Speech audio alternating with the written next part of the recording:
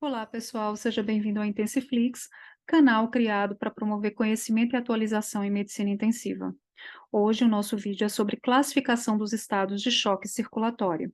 Para quem não me conhece, eu sou a Clarice Costa, sou médica intensivista titulada pela AMIB, apaixonada por medicina intensiva e com larga experiência em medicina intensiva, e com outras titulações, como vocês podem ver no vídeo. É importante frisar que o nosso objetivo é promover conhecimento e atualização gratuitos em medicina intensiva, né, para médicos e profissionais da área de saúde, assim como para estudantes de medicina e das outras áreas de saúde. O conteúdo aqui apresentado tem como base as melhores fontes disponíveis na literatura científica atual, e não é objetivo desse canal ditar normas nem tampouco práticas ou condutas para a prática profissional.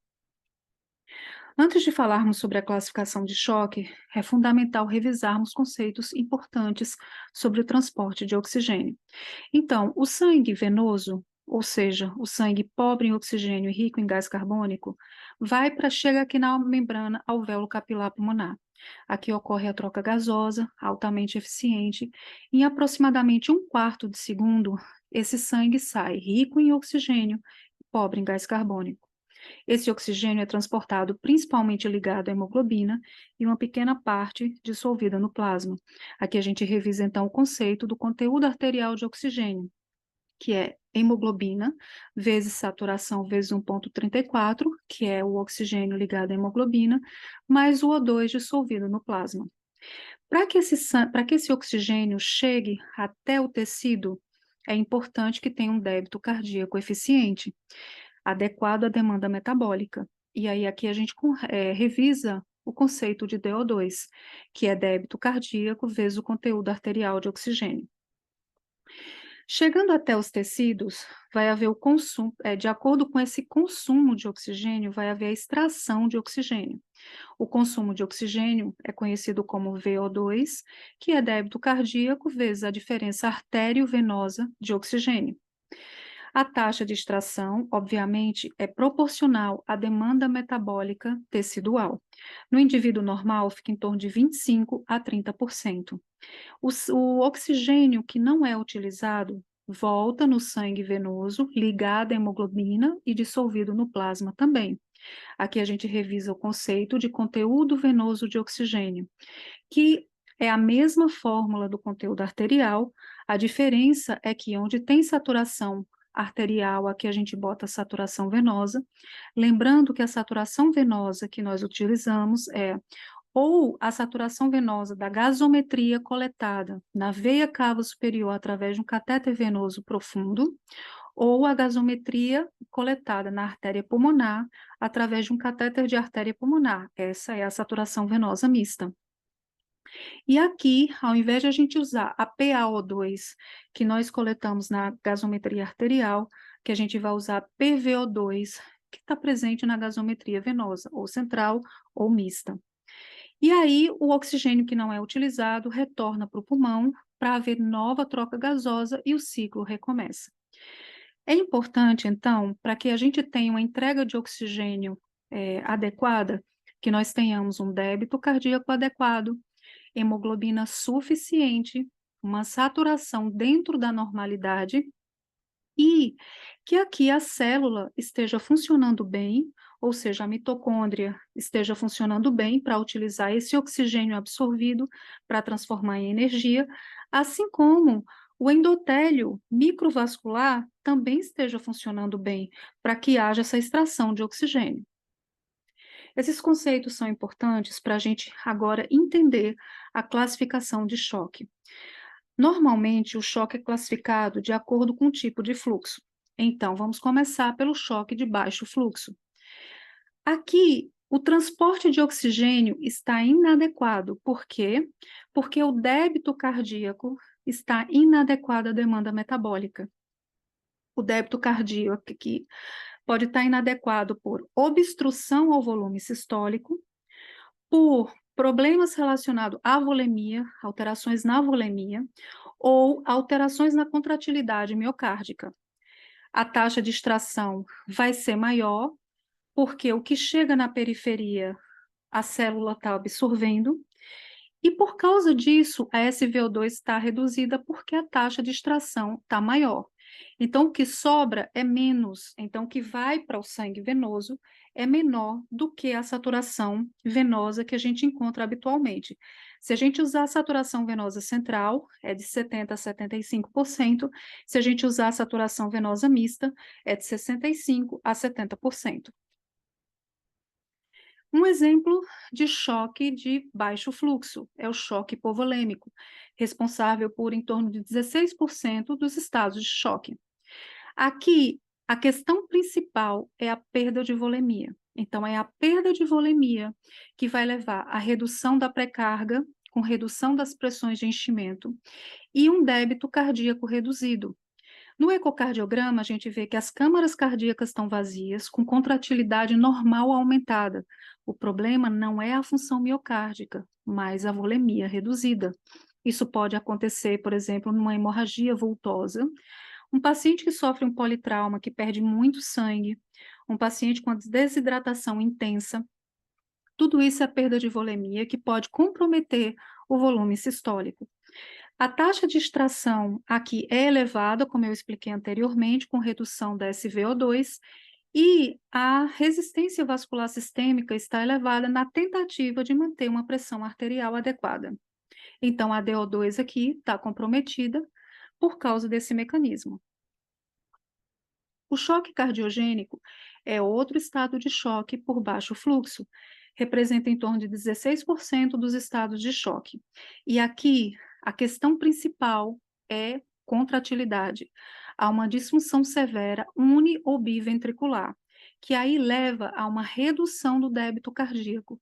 No ecocardiograma, nós visualizamos uma dilatação ventricular com contratilidade reduzida e volume diastólico e pressão diastólica finais elevados. Isso leva a um aumento da pré-carga com aumento das pressões de enchimento.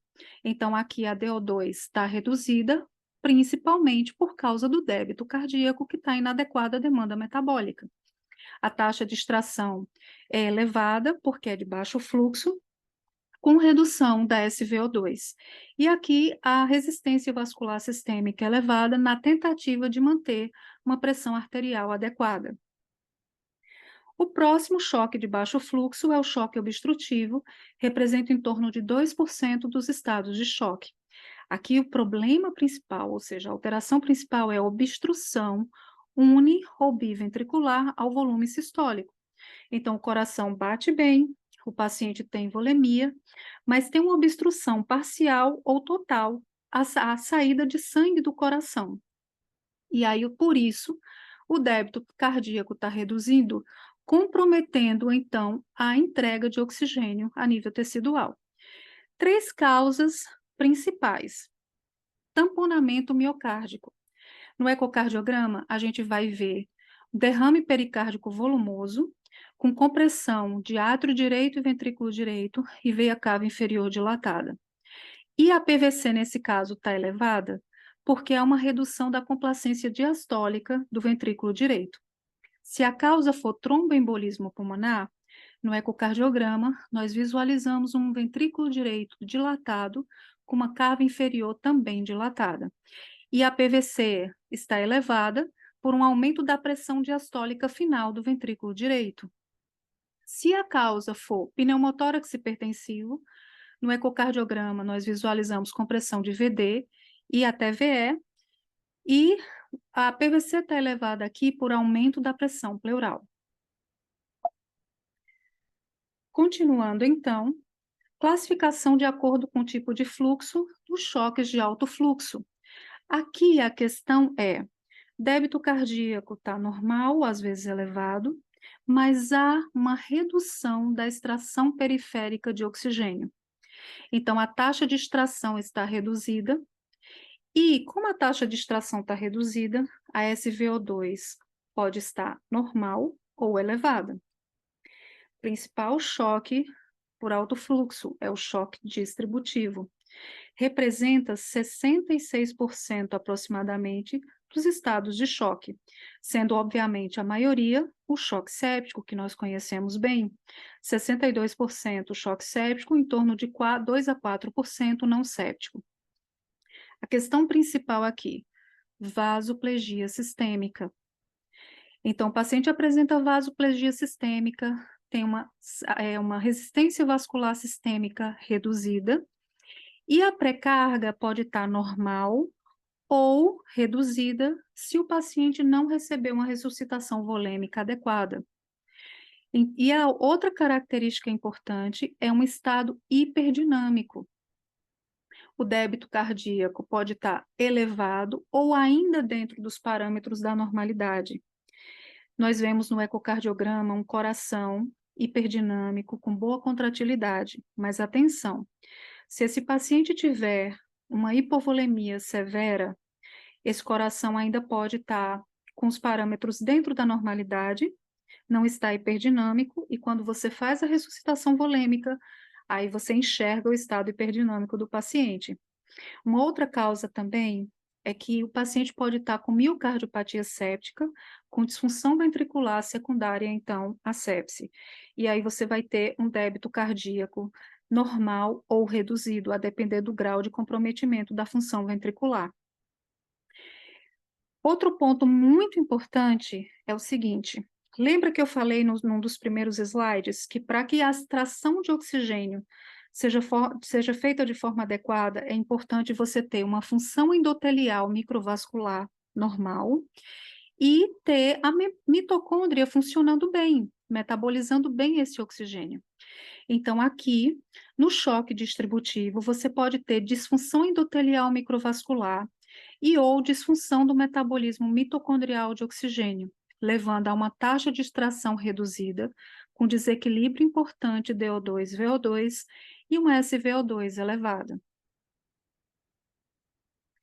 Eu gosto muito dessa figura da New England, foi publicada em 2013, que mostra características clínicas do estado de choque. Obviamente, elas não são patognomônicas, mas elas nos ajudam a fazer diagnóstico à beira-leito. A hipotensão arterial é a principal manifestação clínica, mas não é condição sine qua non para o choque.